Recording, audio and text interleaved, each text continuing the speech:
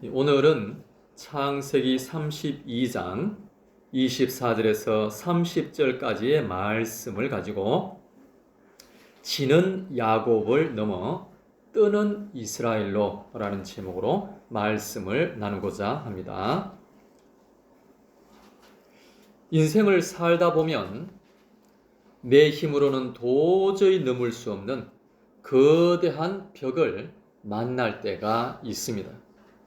야곱에게는 형 에서가 바로 그러한 벽이었습니다. 20년 전 형을 속이고 도망쳤던 야곱이 이제 고향으로 돌아가게 되었습니다. 그런데 형 에서가 군사 400명을 거느리고 오고 있다는 소식을 들었습니다. 이 소식은 야곱에게는 사형 선고와 같은 것이었죠. 그래서 자기가 할 수 있는 모든 인간적인 수단과 방법을 다 동원하게 됩니다. 재산을 나눕니다. 그리고 가족들도 앞세워 보냅니다. 이제 야복 나루터에는 야곱 혼자 남게 되었습니다. 아무도 도와줄 수 없는 고독하고 캄캄한 밤을 맞이하게 된 것입니다. 첫 번째, 내 힘을 빼고 하나님만 끝까지 붙들어야 합니다. 홀로 남은 야곱에게 어떤 사람이 나타나서 밤새도록 씨름을 하게 되었습니다. 여기서 씨름은 야곱의 간절한 기도를 의미합니다. 야곱은 지금까지 자기 꾀와 수단으로 살아온 사람입니다. 어머니 태속에서부터 형의 발꿈치를 잡고 태어나지 않았습니까? 형의 장자권도 팥죽 한 그릇으로 빼앗아 버린 사람입니다. 외삼촌 라반의 집에서도 자기 방식대로 엄청난 재산을 모았습니다. 그리고 형이 자기를 죽이겠다고 한 이유는 바로 형이 받아야 할 축복권을 아버지를 속여가면서까도 빼앗은 사람이 바로 야곱이지 않습니까? 그러므로 야곱은 지금까지 내 힘으로, 내 머리로 안 되는 것이 없다라고 생각하며 살아왔습니다. 그런데 이제는 그 어떤 수단도 통하지 않는 막다른 골목에 이르게 된 것입니다. 오늘 본문 25절 우리 다 같이 함께 읽어보겠습니다. 자기가 야곱을 이기지 못함을 보고 그가 야곱의 허벅지 관절을 치매 야곱의 허벅지 관절이 그 사람과 씨름할 때에 어긋났더라. 아멘. 하나님은 야곱의 허벅지 관절을 치셨습니다. 허벅지 관절은 사람의 몸을 지탱하는 가장 강한 힘의 근원이 아니겠습니까? 이 뼈가 어긋나면 사람은 제대로 서 있을 수도 없게 되는 것입니다. 하나님은 야곱이 평생 의지하던 인간적인 힘과 야곱의 자아를 꺾어버리신 것입니다. 사랑하는 여러분, 우리가 언제 하나님을 제대로 만날 수 있을까요? 내가 할 수 있는 수단이 남아 있을 때는 아직은 아닙니다. 통장 잔고가 넉넉하고 내 건강에 자신이 있을 때는 아직 아닙니다. 오히려 내 힘이 다 빠지고 내 방법이 완전히 바닥났을 때 바로 그때 하나님을 만나게 되는 것입니다. 하나님은 때때로 우리의 허벅지 관절을 치실 때가 있습니다. 그것은 우리를 미워해서 우리를 망하게 하려고 하는 것이 결코 아닙니다. 내 힘을 의지하던 삶에서 이제는 오직 하나님만 의지하는 삶으로 바꾸시려는 하나님의 은혜의 손길입니다. 관절이 꺾여야만 주님께 필사적으로 매달리게 된다라는 것이죠. 바다에서 수영을 하다가 물에 빠진 사람을 구조할 때 가장 위험한 순간이 언제일까요? 구조대원이 다가갔을 때 물에 빠진 사람이 살려고 발부둥 칩니다. 그때 그 사람을 붙들면 함께 물에 빠지게 됩니다. 그래서 유능한 구조대원은 물에 빠진 사람이 힘이 어느 정도 빠질 때까지 잠시 기다립니다. 완전히 힘이 빠져서 축 늘어질 때 그때 비로소 안전하게 그 사람을 끌어낼 수가 있는 것입니다. 하나님과의 관계도 이와 같습니다. 내 지식, 내 경험, 내 소유, 내 자아의 힘이 빳빳하게 들어가 있으면 하나님의 일하심이 나타날 수가 없습니다. 야곱은 관절이 어긋나서 힘이 빠진 후에야 비로소 주님을 절대적으로 붙들고 놓지 않았던 것입니다. 주님이 은혜 베풀지 않으시면 절대 보내드릴 수가 없습니다. 이것이 자기 힘을 뺀 자만이 드릴 수 있는 진정한 기도입니다. 사랑하는 여러분, 혹시라도 어떤 고난으로 인하여 지금 힘이 다 빠져 있는 상태입니까? 그렇다면 바로 이때가 하나님이 일하기 시작하시는 최적의 시간이심을 믿을 수 있기를 바랍니다. 두 번째, 내 이름을 내려놓고 새 이름을 받아야 합니다. 밤새도록 씨름하던 그분이 야곱에게 이름을 묻습니다. 내 이름이 무엇이냐? 하나님이 지금 야곱의 이름을 몰라서 물으시는 것이 아니지요.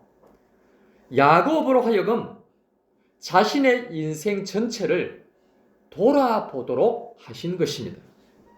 야곱은 대답합니다. 제 이름은 야곱이니이다. 야곱이라는 이름의 뜻이 뭡니까? 발꿈치를 잡았다. 즉 치사한 놈, 얍삽한 놈, 징글징글한 놈 아니겠습니까? 지금까지 속이고 빼앗으며 살아왔던 자신의 부끄러운 정체성을 하나님 앞에 고백할 수밖에 없는 상황입니다.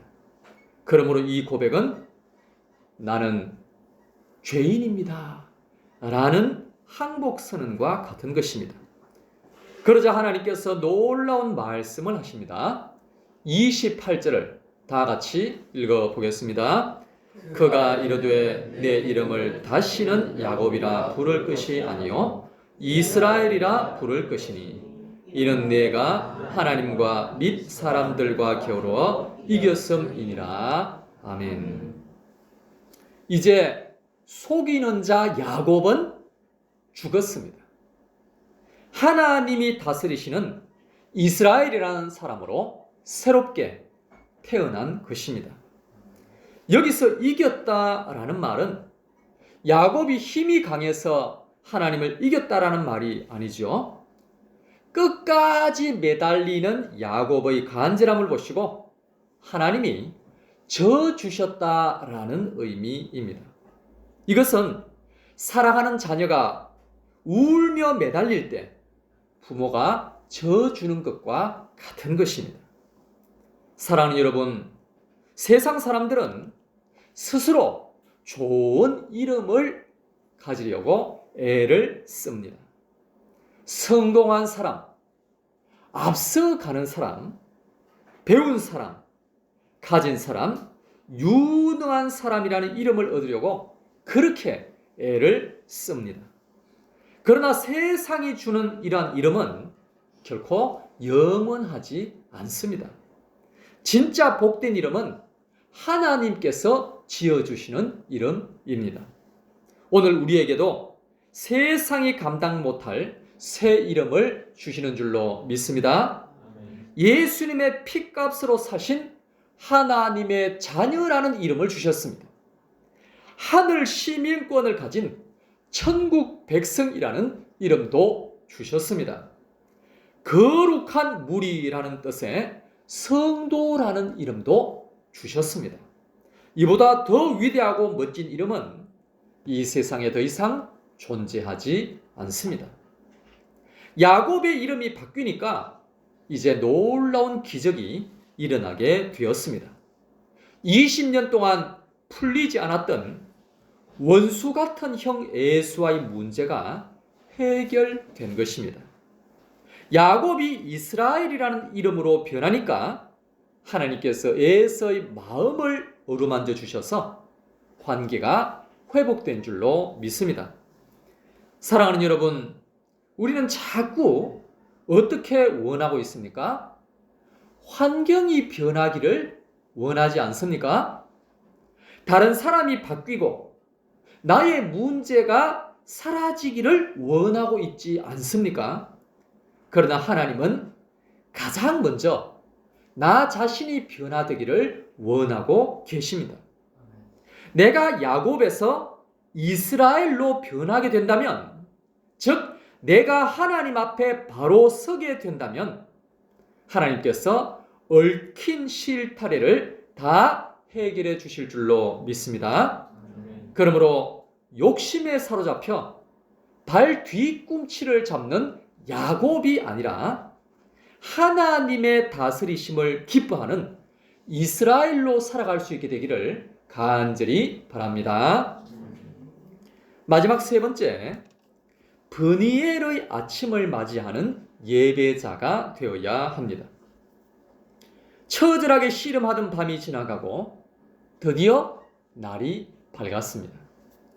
야곱은 허벅지가 아파서 쩔뚝거리며 걷게 되었습니다. 세상의 눈으로 보면 몸이 망가진 실패한 사람처럼 보일 수도 있습니다. 그렇다면 야곱이 아프다고 해서 과연 인상 쓰며 괴로워하며 그날 아침을 맞이했을까요? 결코 아닙니다. 성경은 야곱의 얼굴이 그 어느 때보다도 환하게 빛났다는 것을 암시하고 있습니다.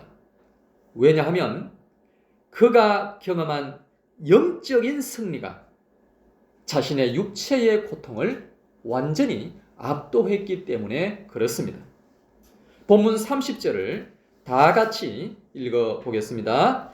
그러므로 야곱이 그곳 이름을 브니엘이라 하였으니 그가 이르기를 내가 하나님과 대면하여 보았으나 내 생명이 보존되었다 함이더라. 아멘.